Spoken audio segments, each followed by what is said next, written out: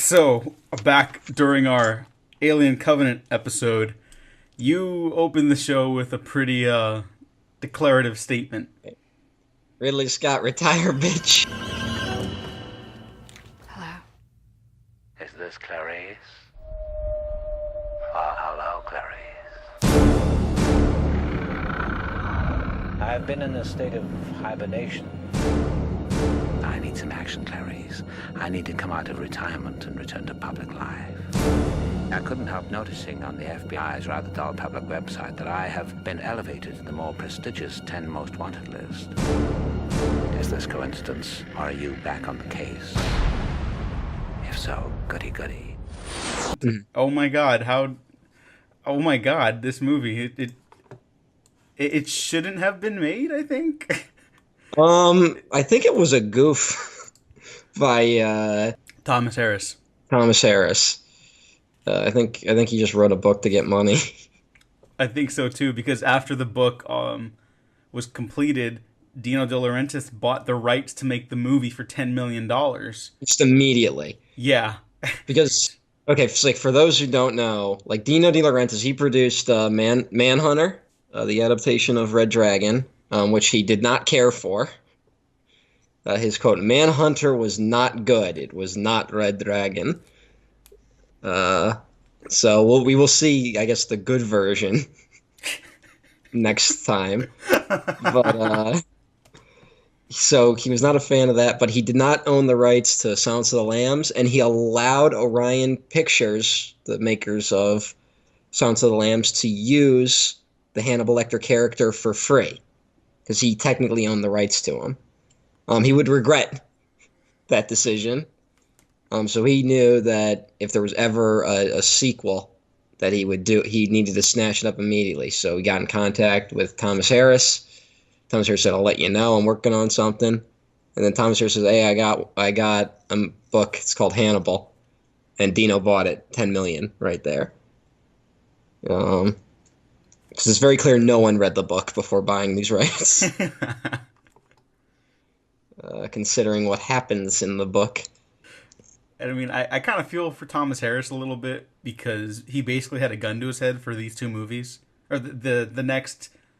The next one, he definitely books. had a gun at his head. I'm not sure if he did. I think there was a lot of pressure for this one, but I'm not sure there was necessarily as much of a gun. I think he honestly, he was a smart enough guy to see the money, the potential in a follow-up immediately after Silence of the Lambs. Because, I mean, you get 10 million, you're set. Yeah. So I'd be happy with $10 million. Yeah, you're right. Gun to his head is the wrong phrasing here, but definitely relevant for Hannibal Rising, which is its own bag of shit. Yeah.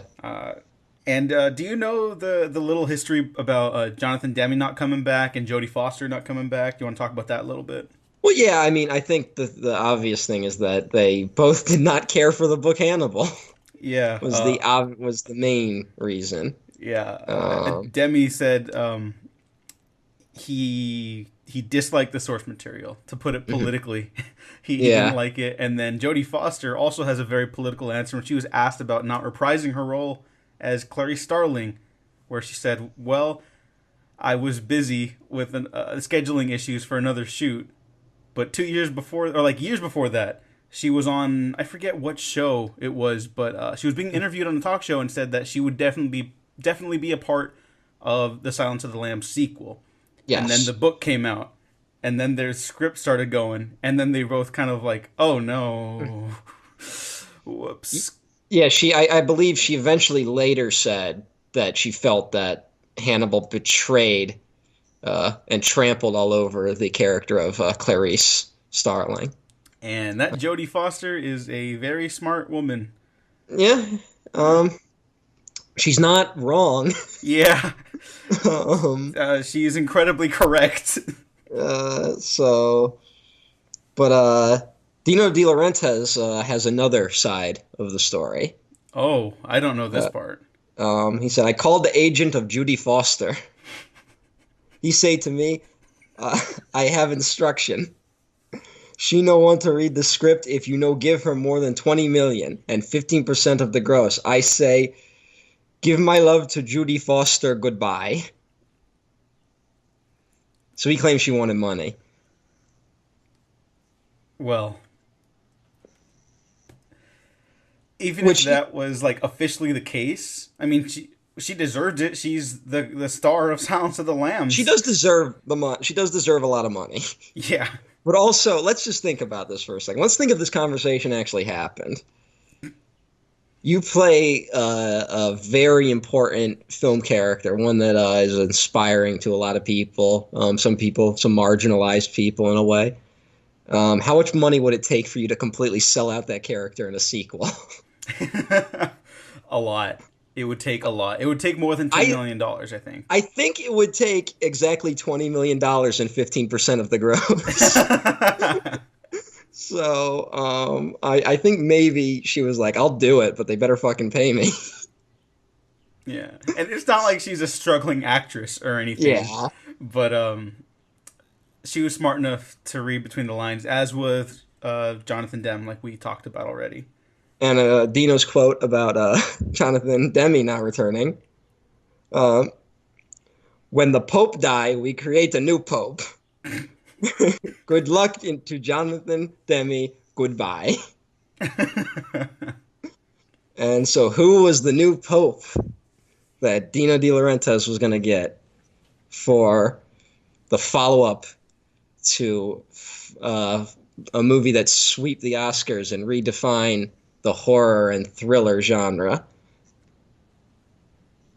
An old, doddering fool. Hey, that's my line. It is, because I really don't feel that way, except for when I watch stuff like Hannibal. There's a dodderingness to Hannibal, yes.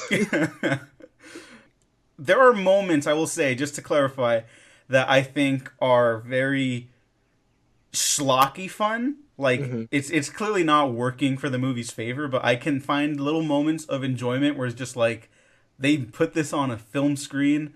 This is a sequel to an Academy Award-winning picture. And they just made it like this weird fucking classier, schlocky slasher film. And, oh my god. I guess I'm going to shock you here for a moment. I don't think this is a bad movie. I don't think it's bad. I'm not necessarily sure it's good. There were parts of the movie where I was watching it, I'm like, all right, this is working for this scene. Too bad none of these scenes really flow together.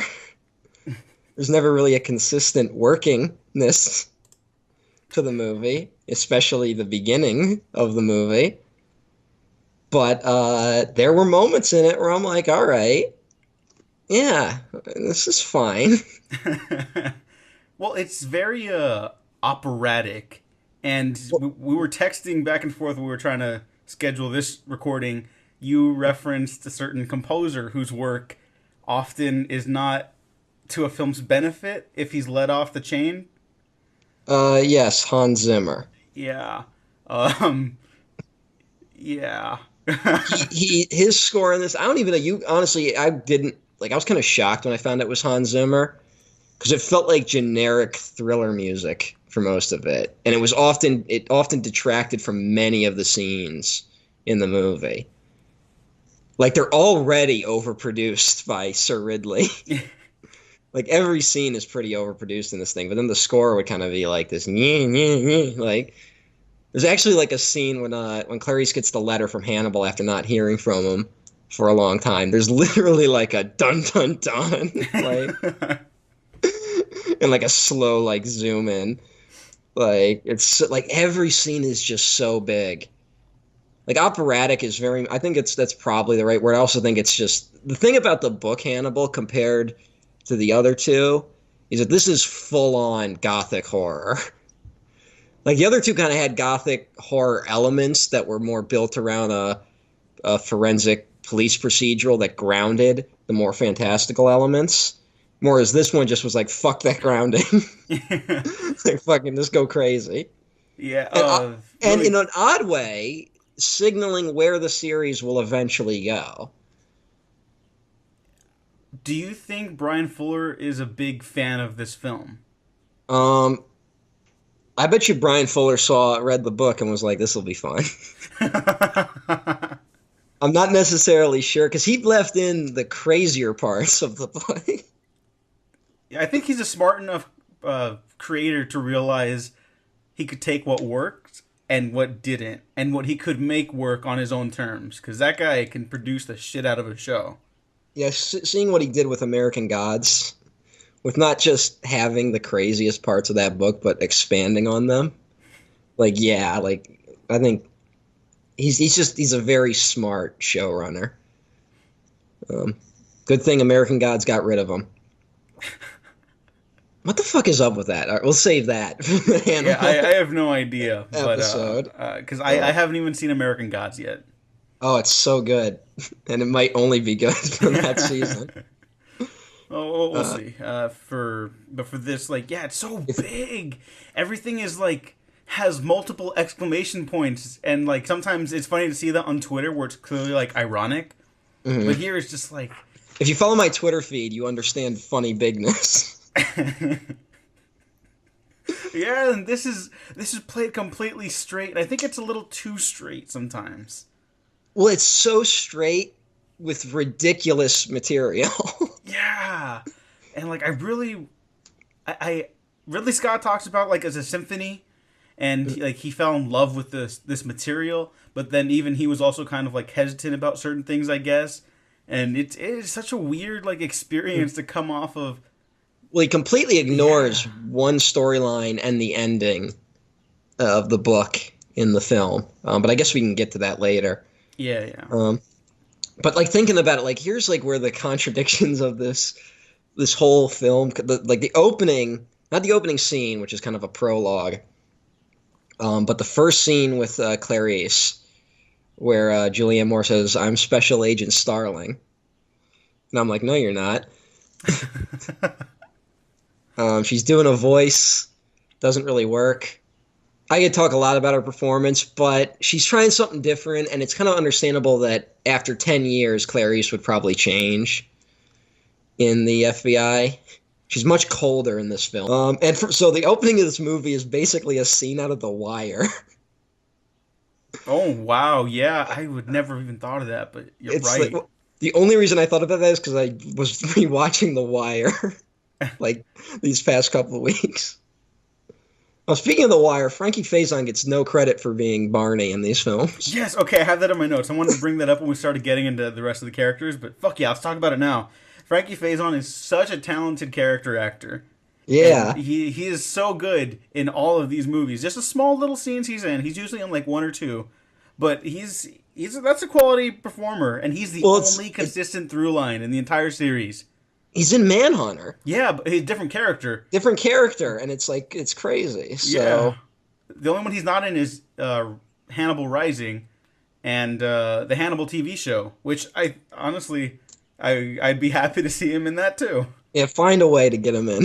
Yeah. He's great, and he was great on The Wire, and he should have had a bigger career. He's just a great actor.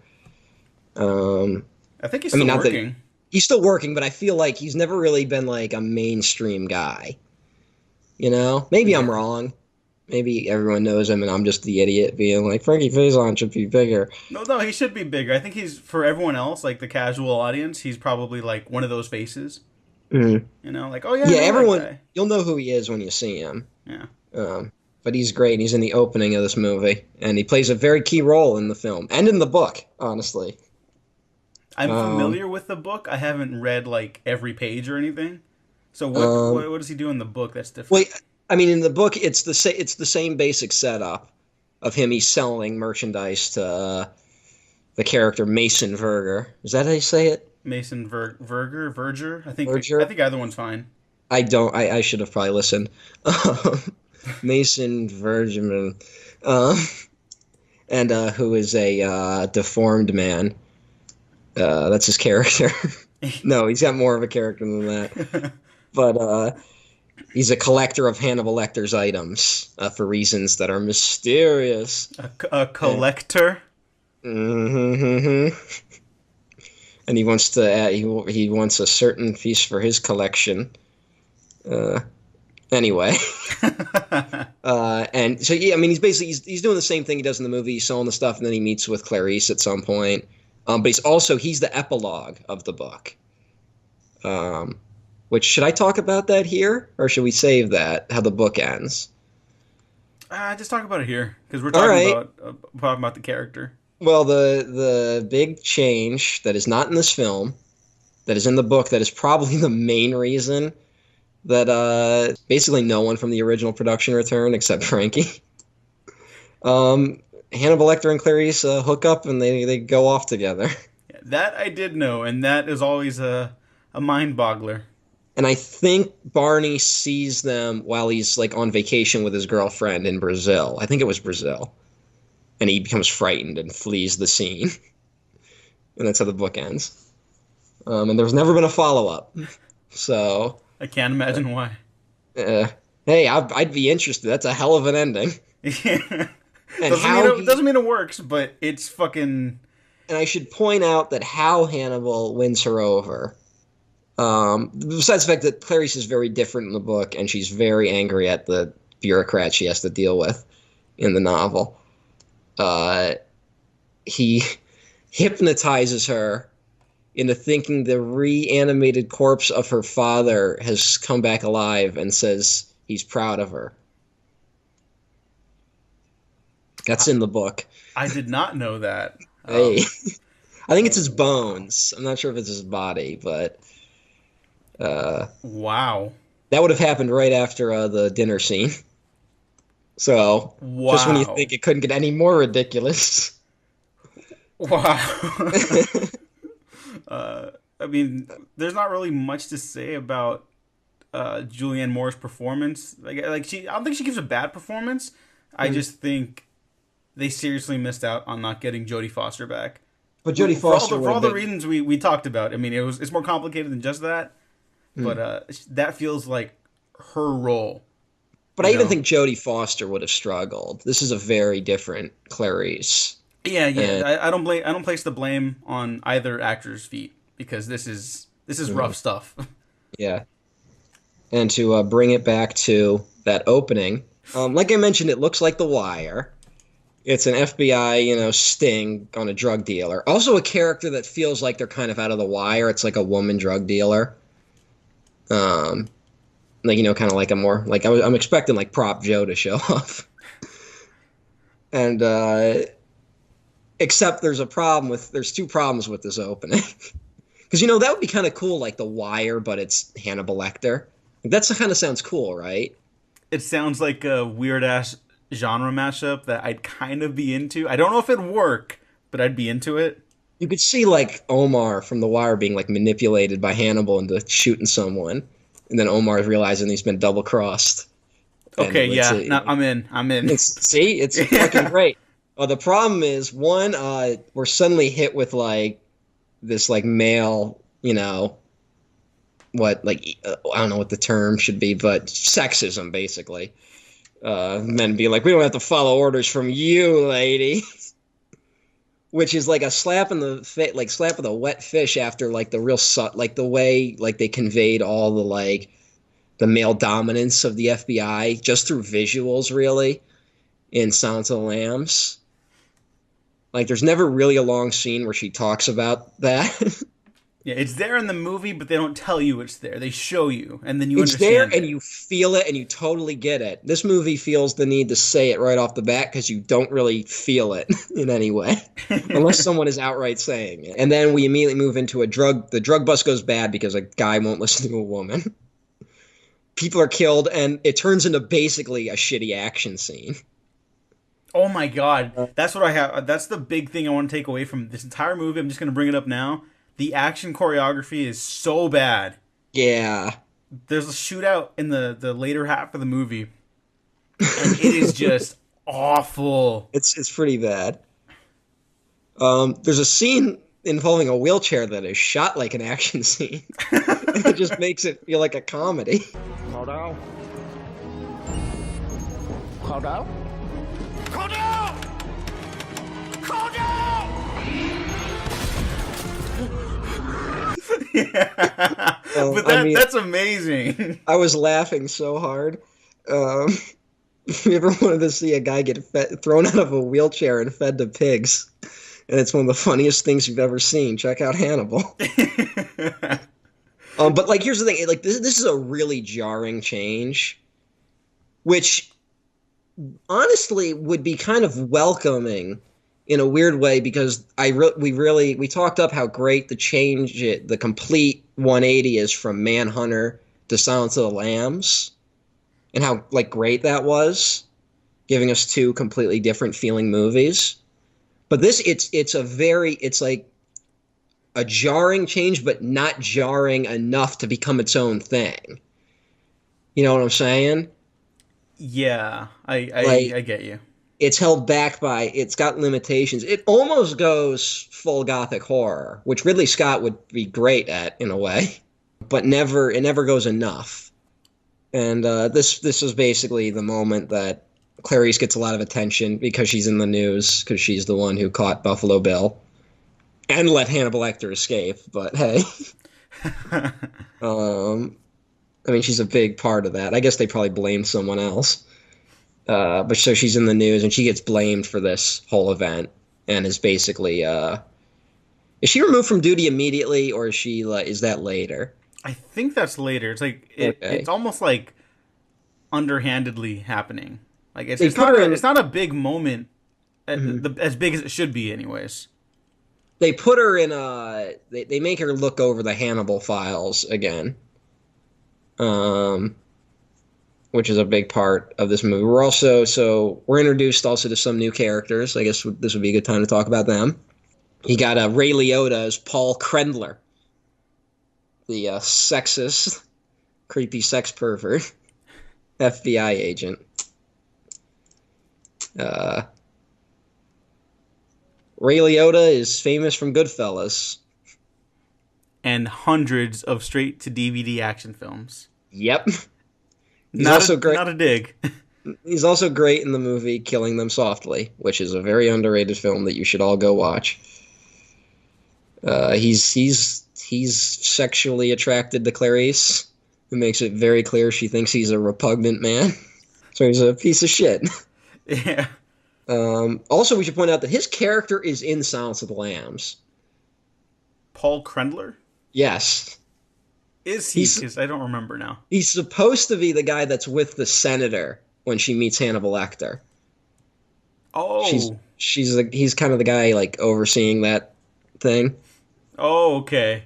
But now they just replace him with Ray Liotta. Yes, we replaced him with Ray Liotta. I think the actor actually died. So. Oh, now I feel bad. But it wasn't like they would have kept him.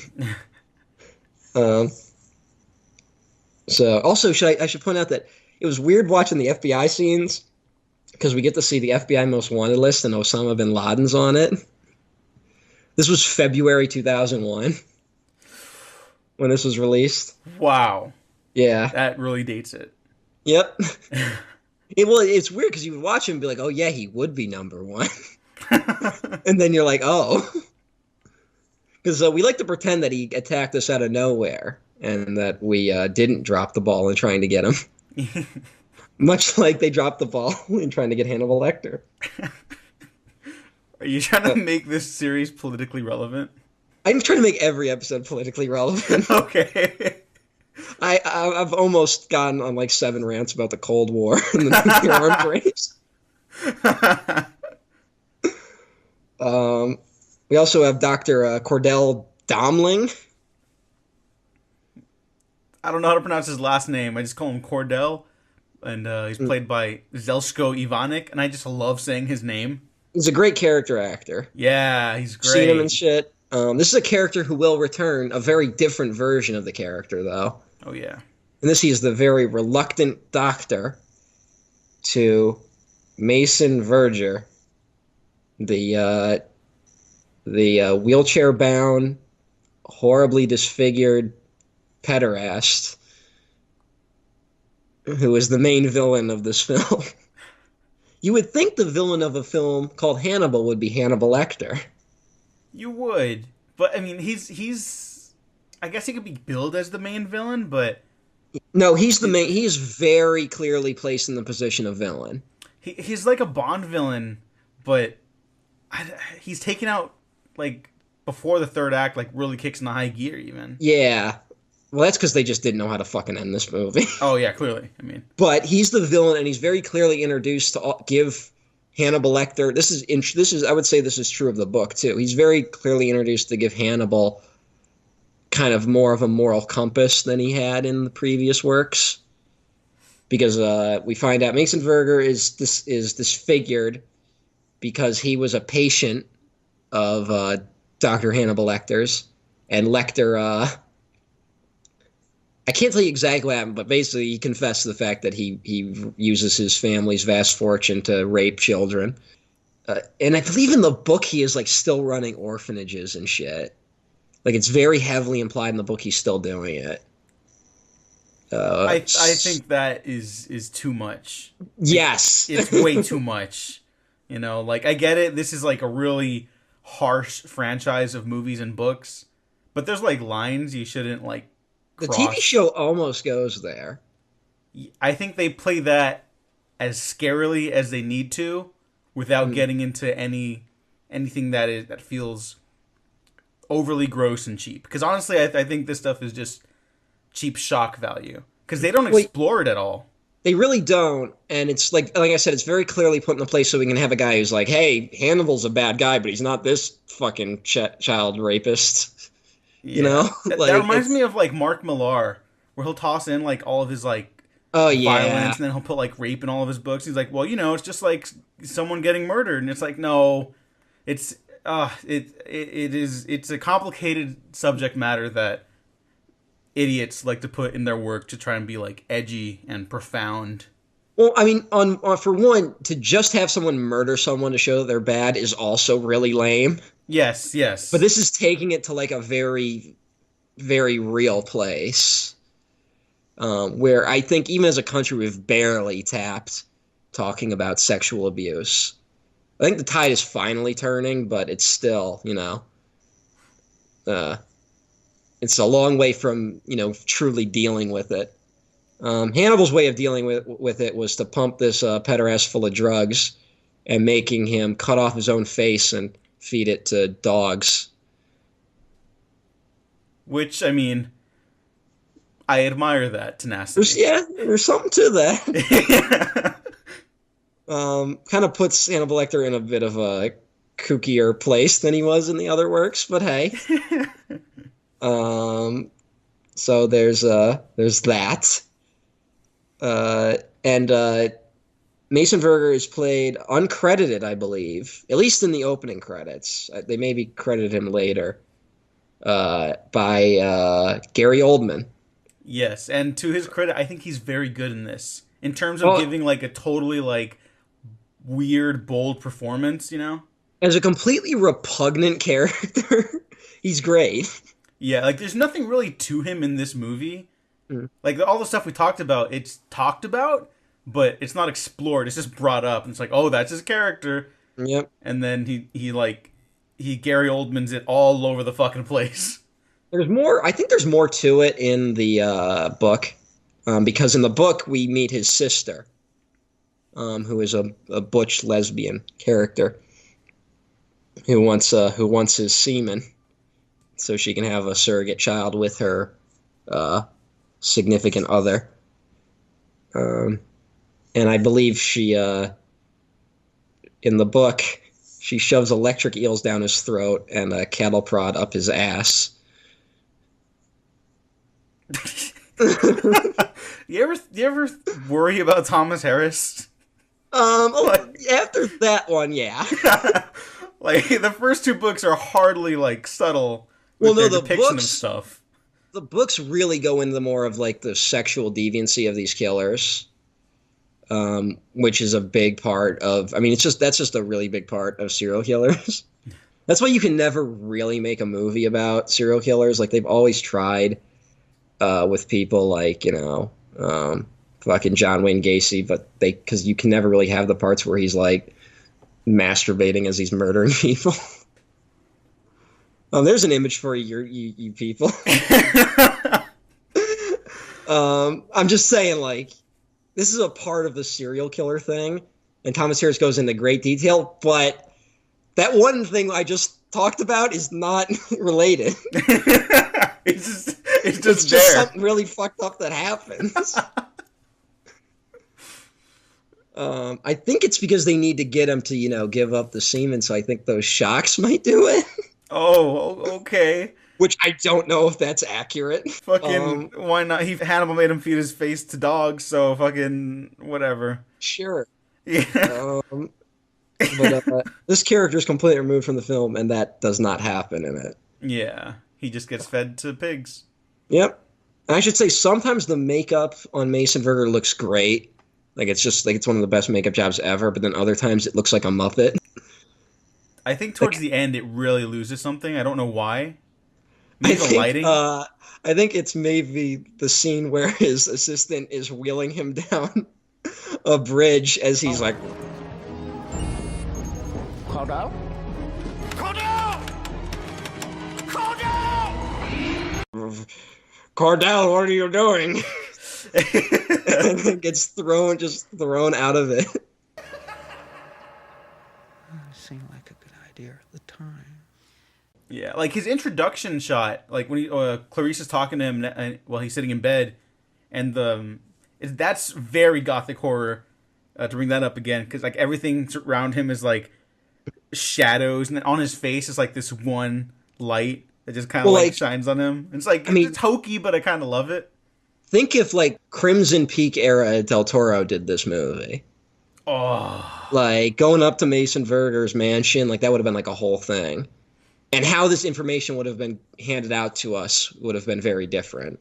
Because also, that's not the first time we see him. We see him when he's talking to Barney. oh my God, you're right. Which is a scene you really don't need. Yeah, that's why I fucking forgot to bring it up right now. And it's a scene where we find out he buys the iconic mask from the first film. Which is like a fucking J.J. Abrams call out. But it's in a film involving cannibalism and pedophilia. That's Finn fucking pulling out the training ball from the Millennium Falcon. Yeah, what the fuck was that doing there? Anyway. But like I said, the information would have probably been dealt out better under a better filmmaker. Instead, this movie resorts to really cheap flashbacks. Which just look terrible, in my opinion. It's like Tony Scott really experimented with like this weird vignette style storytelling and like this hyperkinetic editing, and it's very clear that Ridley Scott might have been trying to tamper with something similar here. Yeah, he shouldn't have. He shouldn't have. He will try multiple times throughout his career to do that. Yeah, and I don't think he should. I love Ridley Scott. That is not him. It all comes together with The Counselor. The Counselor is a masterpiece. Counselor. See, but here's the thing. Think about the one scene in The Counselor that everyone remembers who sees that movie. And then think about the cattle prod scene not being in this film. He could have done it. Yeah. Where's your guts, Ridley? Coward. Anyway, the flashbacks also show the scene where Hannibal bites that woman's face off. Remember how scary it is that we don't see that picture in Silence of the Lambs? We only get the description of it. Yep. But no, we see it here, and it adds nothing to the terror. Well, here I don't want to spend too much time breaking down the plot because we could just talk about how none of it makes sense in context. But I'm leading into something. Okay. Trust me. Because I have very strong feelings about how they shoot certain scenes in this movie and how I can't wrap my head around it. Well, in the scene when he's ripping off the face, when he's biting the woman's face off, they play animal sounds. It's like he's a predator. It's like he's a carnivore. Did you get that? Oh my God. But we also get the worst thing about this movie, I think, at least one of them. So it turns out Clarice was recording all her conversations with Hannibal, which she might have said in Silence of the Lambs, but I don't know. I mean, she's carrying a bag a lot of the time.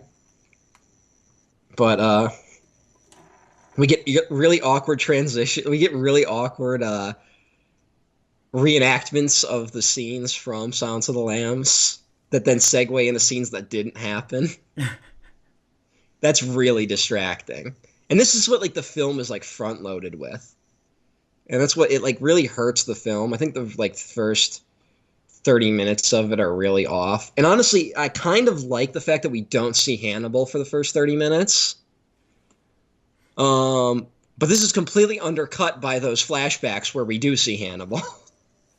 Yeah, like that would be a really great technique. Just withhold the monster because Hannibal Lecter is a monster. Yeah. You know? Don't show the fucking shark. Yeah. They did Jaws 2. They did all the Jaws sequels. Oh, you know what? No, this has really good production design. No matter the quality of the actual like overall movie, Ridley Scott movies always have a great production design. Oh yeah, we're comparing them to those movies, but no, they're not. They're not the Jaws sequels. It's not on their level. But although I would probably maybe rather watch Jaws 2 than this again. But when we finally do meet Hannibal in Italy. That's where he is, right? Yeah. Yeah, because he's hanging out with Italians. With their fucked up police force. Yeah, it's Giancarlo Giannini as Chief Inspector Rinaldo Passi. Who's also really great in this. Yeah. And he's really great in this. Honestly, you know what? I think the saving grace of this film for me is that Anthony Hopkins is still really good as Hannibal Lecter. I'm going to say something. Mm-hmm. And people are not going to like me after this. Mm-hmm. Anthony Hopkins as Hannibal Lecter in this movie is basically a cartoon, and honestly, I would say he's even pretty bad at times. No, I really like him in this. He gets bad. I like him, but I don't think he's giving a very good performance, and I don't think that's on him. I think that's a tonal inconsistency of the movie. I do think there is he's not the same Hannibal. No, he's a cartoon by this point. I don't want to make that claim. But but you know what, he could be. I mean, this is a Hannibal who is free to do whatever he wants. Maybe he'd be different. I just think Anthony Hopkins is clearly enjoying playing this character again. And I think that you get that from the film. Yeah. The cut ahead, the scene when he throws the inspector out the window has my favorite Hannibal Lecter line of all time. Right before he does it, he goes, "Okie dokie, here we go." So, if you love Hannibal Lecter saying "Okie dokie, here we go," this is the movie for you. You will like this film. He does have some nice Hannibal lines because Hannibal Lecter has a very peculiar sense of humor about him. Not just because he's murdering people while he's saying jokes sometimes, but like he's got a very dry sense of humor that I really appreciate. He's got a very dry sense of humor, and he's also, but the big thing, I think the thing that I definitely don't like about Hannibal in this is that it's made like, it's kind of presented like, oh, he got free, and he only kills people that get in his way.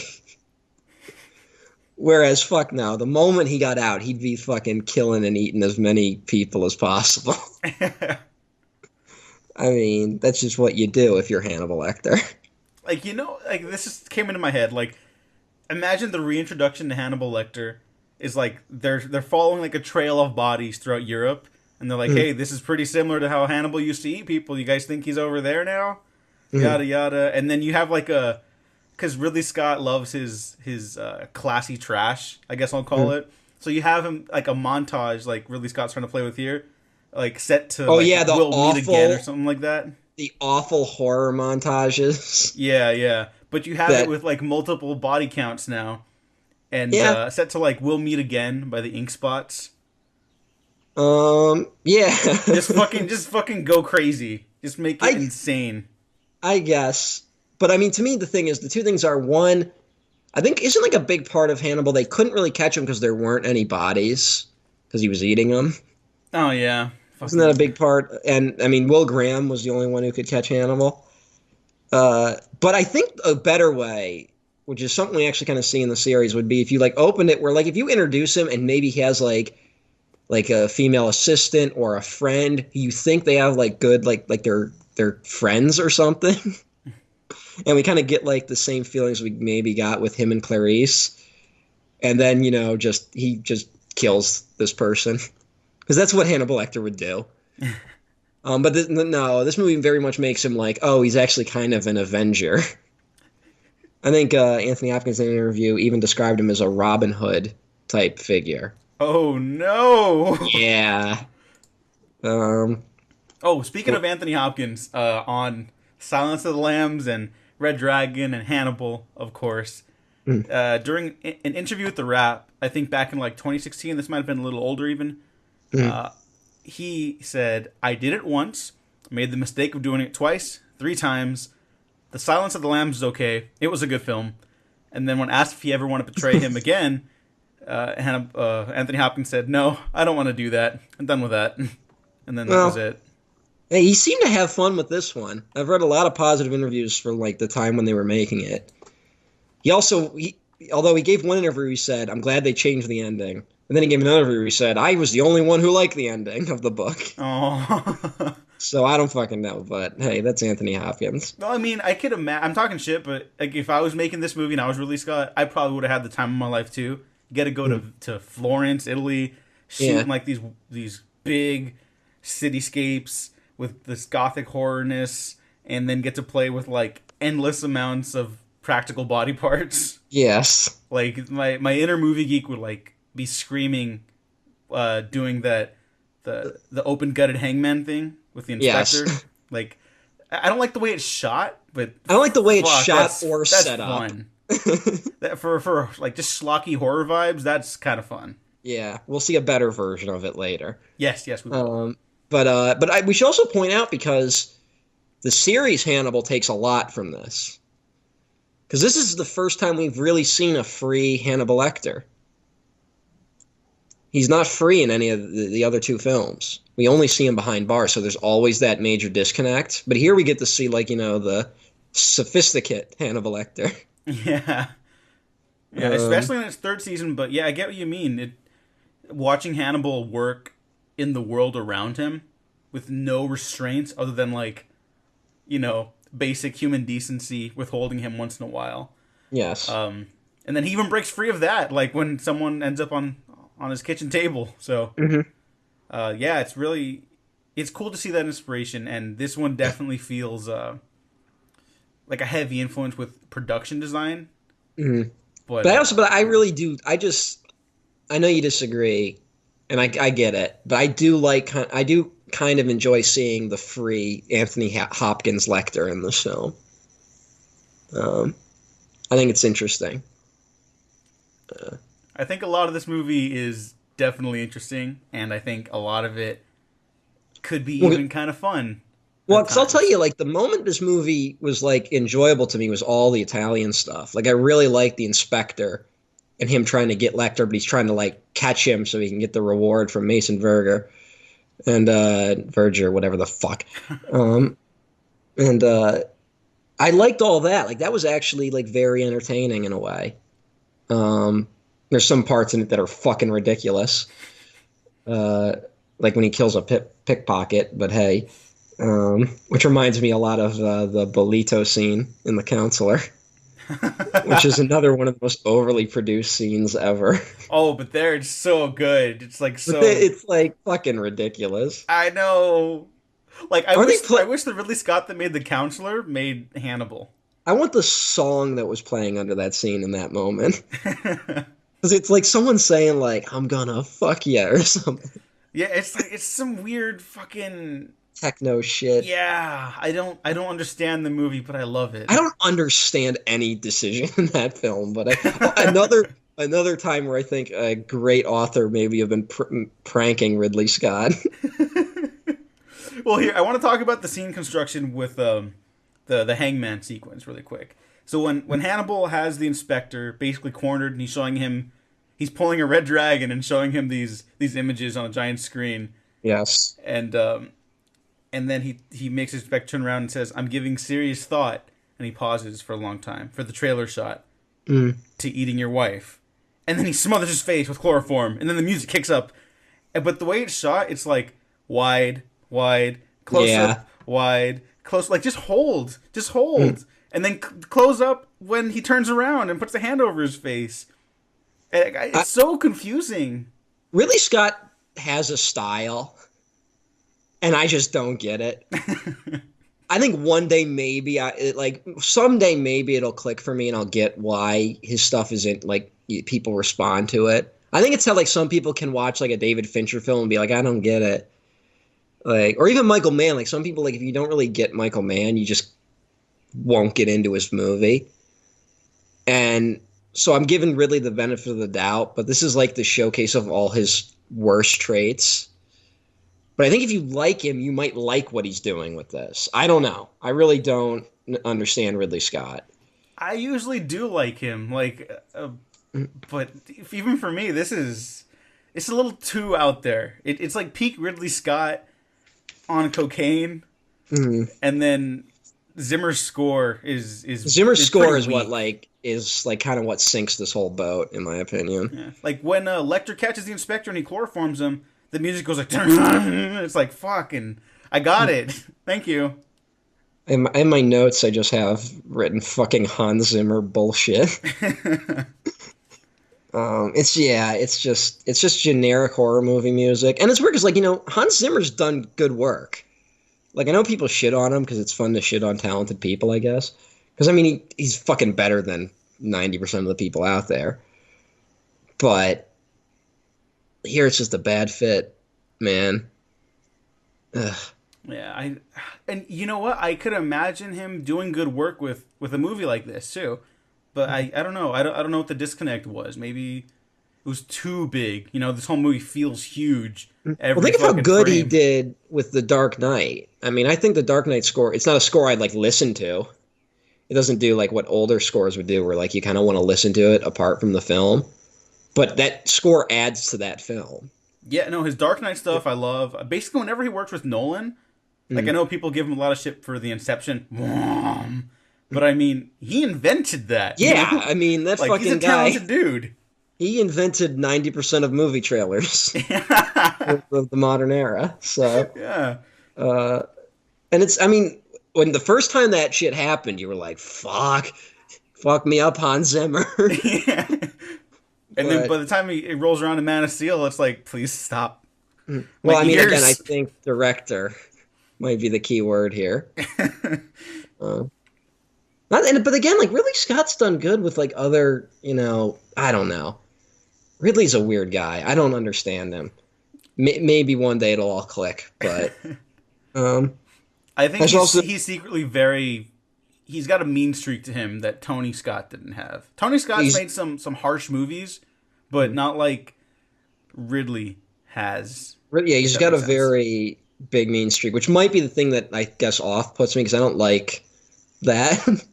It takes a lot to win me over with a mean streak. There are some movies that are just absolutely hate fucking an audience that I can get into. But I think David Fincher really doesn't care for the audience. I don't know. At least he's just an enigma to me. I should also point out, in the Italian scene, when Clarice, who is in this movie, by the way, she calls up Italy while an Italian cop is talking to her, he draws a nude picture of her on his notepad, which is as men do. That's such a fucking oh, men are sexist. They do different. They don't do that. They do things, but not that. I guess this is the main difference between this and Silence of the Lambs, because the gender politics are really at the forefront of both these movies, or rather they try to be in Hannibal. Jonathan Demme understands as much as he can the female perspective, and he's very. It's all visual for him. He's clever about it. He's intelligent. Ridley Scott is not intelligent about it.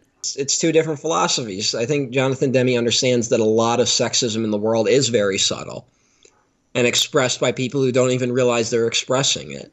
Whereas Ridley Scott thinks that things like sexism and racism are often expressed openly and broadly. I think you can see that in both their works. I mean, I think especially Ridley, if you want to talk about some of the race politics of American Gangster. That's where my mind went, yeah. Yeah. That's just how he seems to think. And I mean, he's wrong. That's how you end up casting Gods of Egypt the way you do. But it's just you get it from this work, and a lot of people think that way. And it's a shame, because I think it's damaging to think it's that broad. Sometimes people really are that fucked up. Like, I think Ray Liotta's character could have worked as a dude who really is that fucked up. Who just is constantly trying to, like, sleep with Clarice Starling, even though she just fucking tells him to fuck off every scene he's in. And even to the point where he railroads her career. And, like, that's fucked up. Yeah. And maybe the story is trying to be like, who is the true predator? A guy who's a very creepy associate to work with? Or a cannibal? And then the answer is obviously like, yeah, they're both fucked up. Yep. Just put them both It's in prison. wrong. It's wrong to equate the two. Clarice, her career gets railroaded by a fake letter that's not really from Hannibal Lecter. I believe, who's it from? Was it from Mason or was it from Ray Liotta? I think it was from Mason Verger. Yeah. Now I'm fucking it up. Well, she was starting to interfere with the Italian guy, and so she was going to fuck up the whole thing. And then the FBI feels like she's getting too close to the case after Hannibal kills the inspector and gets away. Wait, no. Lecter sends her a letter, though, right? She gets a real thing from him, and then there's a fake letter. I can't tell you which is which, but hey. And then, Lecter comes back to America. And there's actually a good foreshadowing moment, which is honestly weird for this movie, where he breaks into her house, and she has a dog that is clearly like a guard dog that barks at him but doesn't really attack him. And then he just sneaks out after leaving some things. Or does he take some... whatever. And then he ends up... It doesn't impact the rest of the movie. Well, he talks to her, and then they end up, he's, basically flirting with her. And there's a whole scene on a carousel. It's just ridiculous, where she's chasing him. None of this is really that interesting or important. No, it's not. There you go. That scene, I almost think it's good. I think there's, little individual moments of it that feel like a really interesting chase sequence. Yeah. It's not Bourne style or anything, but there's moments to it, and it's because up to this point, all the investigating Clarice has done have just been these weird, awkward horror montages. And here she's actually trying to do some problem-solving skills. Yeah. And Anthony Hopkins is actually really fun as Lecter. At least I said, I think he's fun. No, I like him in this part. I like him in this part a lot. That cannibal's a fun guy. And it's kind of it brings back that dynamic that I enjoyed in the first movie. And you're like, oh, this is nice. You're like, hey. And then it ends really awkwardly because Hannibal's just immediately kidnapped outside by Mason Verger's guys. Yeah, the pacing is super weird after that. But I like that part because it reminds us of the dynamic from the first or the second movie. Mm-hmm. First, whatever the fuck. The previous movie. Yeah. Yeah, and then it ups the ante. It's yeah, she could catch him, but then it might lead to both of them getting kidnapped or dying, or him dying, and she can't get back her good graces, That scene is so good. Because that's what the fucking movie should have been. Fuck all this other bullshit. With the drug deal, and the pedophile, and the Ray Liotta. Just making a movie about Clarice she finally figures out a way to catch him. That would have been great. Yeah. I mean, that sequence is that's my favorite part of the movie. How about there's a scene in it? How about the opening of the movie? Instead of Clarice fucking up a drug deal, she's finally going to get Lecter. And she ends up getting another agent killed. and she's got a guilt complex as a result. I'd there's a movie. That worked. It'd have been good. You could still have Ray Liotta, just have him be like condescending to her because she fucked up, you know? Like, yeah. I'd be okay with her being fallible, you know? Yeah, I'm fine with that too. I mean, but this movie also, she's not fallible. Yeah. She's railroaded by other people, mostly. Like, she makes mistakes, but none that aren't like nothing at the core is her fault. Like, she's kind of put in a no-win situation a lot of the times by other dudes. And I bet you could even do something interesting with that, like, but the movie doesn't frame it that way. Yeah. So it's a weird viewing experience for me. It's off. I would say this movie is borderline awful at times. I just think it's got a ridiculousness to it that made it at least pleasant to watch. It's entertaining. I'm never bored watching it. It's just odd. Mm-hmm. Because, I mean, the main plot, I don't think I mentioned what the villain was trying to do, which is he's going to feed Hannibal Lecter to some pigs that he's been training to attack Hannibal Lecter when they hear humans screaming.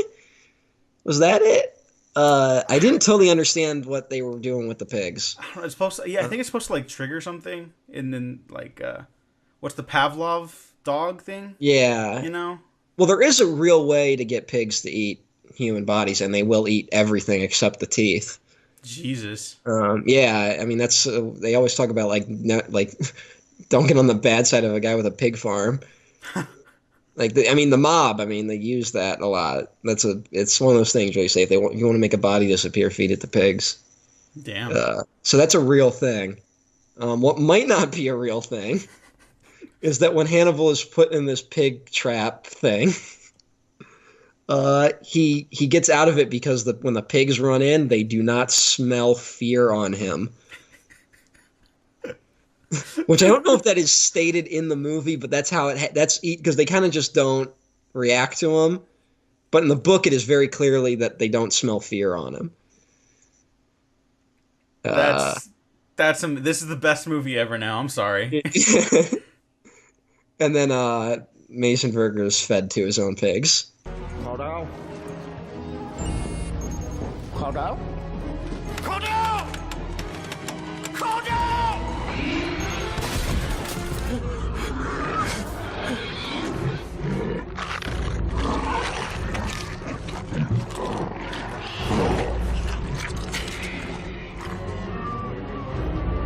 But yeah, and so you think that would be the end of the movie. Also, Clarice is in this movie, by the way. That's the big thing about this. She's kind of like Wonder Woman in Batman v Superman. She's not really a part of it. Until she gets the crowd-pleasing moment of the movie, and then it ends after 5 seconds, and they go back to the real movie, and you're like, oh yeah. Yeah. I'm watching this. She's taken by Lecter because she's injured, I believe. Yeah, she saves shot. Lecter. She saves Lecter. Gets shot to in the bring process. Him in. Yeah.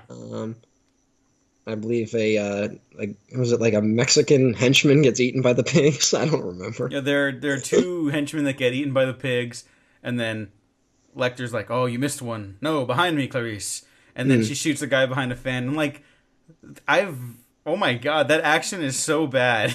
It's so bad, but I like the idea of like Hannibal being like, "Oh, behind me." Like they got like a dynamic. Yeah, no. See, that stuff is fun, but then like the way it's shot. I think like again, like I'm saying, this is what ends up making the show Hannibal fun. This stuff's here, is what I'm saying. Yeah. But it's Anyway, we then go to a scene that happens after this for some reason. Kind of like after the entire fleet gets blown up in The Last Jedi, but there's still that battle. And much like Luke Skywalker coming out to face Kylo Ren, we get Ray Liotta being force-fed his own brain.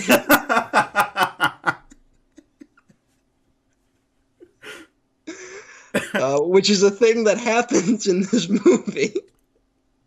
This is where I both give up and also fully accept the movie. Yeah. Because it's just like, they're so fucking stupid, but I also kind of admire it. It's the dumbest. This movie cost $87 million to make, and it did make its money back, but like this, I will say the brain doesn't look terrible. I think it looks fine. There's no way to make this scene look good. And it's like supposed to be like this really intense scene. Like Clarice is like, no, don't do it, Lecter. And they go back to her for the reaction shots whenever they're cutting back between Lecter cutting off the brain, then cooking the brain and feeding him the brain. And she's like she's gonna throw up, and it's hilarious. And then what they don't cut to is me laughing in my living room. Does he just die? I don't even know. I don't even remember. Oh no, it's amazing. After he feeds him his brain, she starts unhandcuffing herself or whatever, right? Lecter goes back to cooking, and he tosses a towel over his head as he like kind of leans, like he hunches over like he's dying, I think, because the head bleeds a lot, I guess. Yeah. And so I guess he just bleeds out. But Lecter just tosses a towel over his head. And I love that. That feels like authentic Hannibal Lecter. That does.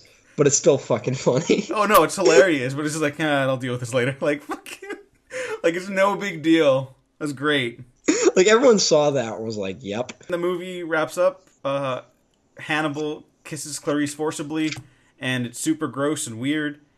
And she handcuffs him because that's his moment of vulnerability. So she could trap him. And so I kind of like that, too, because then she realizes, like, not the kiss. I think the kiss is too much, also. Yeah.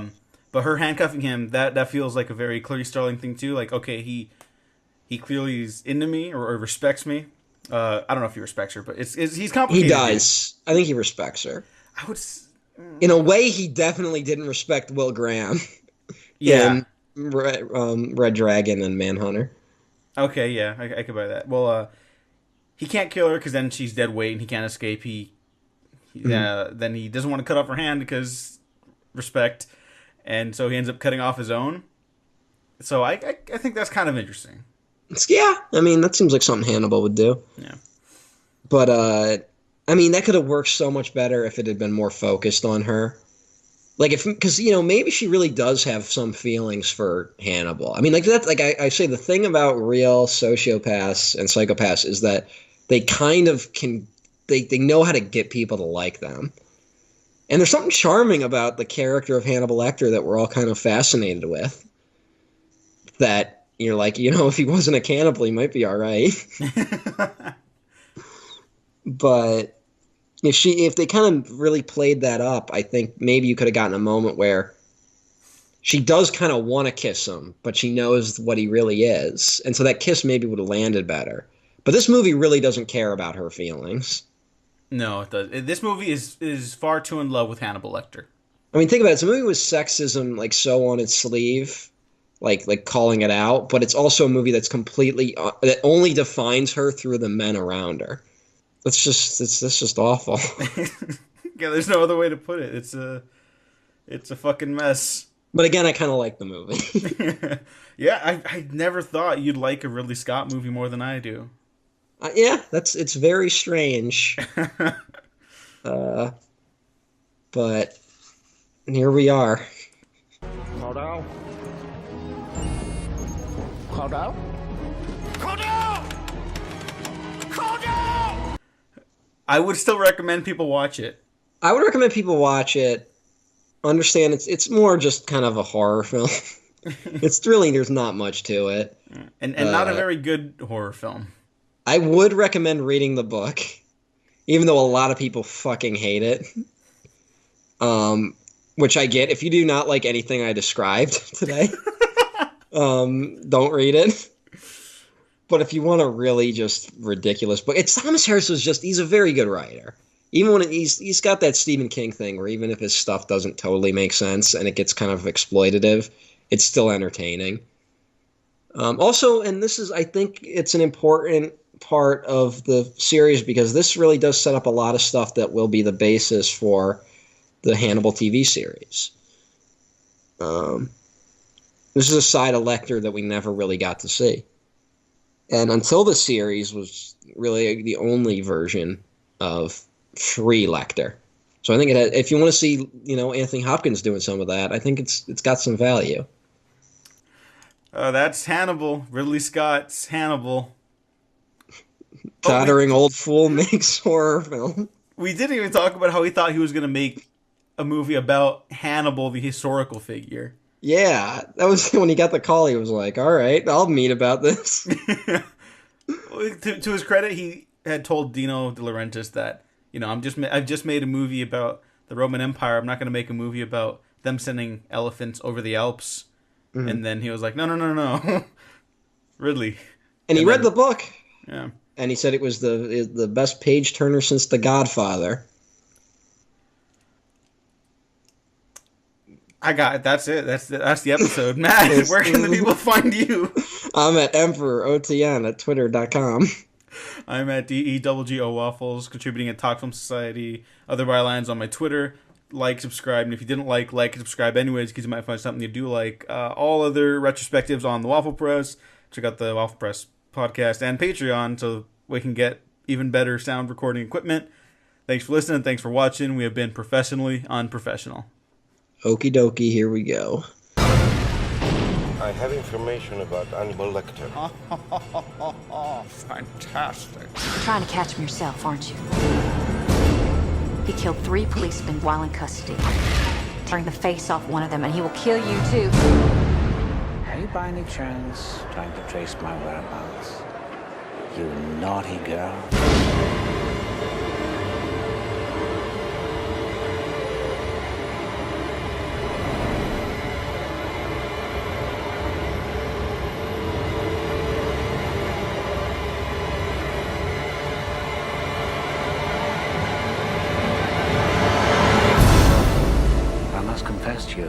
I'm giving very serious thought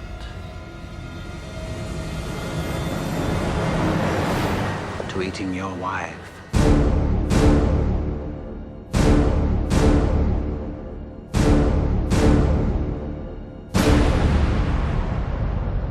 Cordell? Cordell?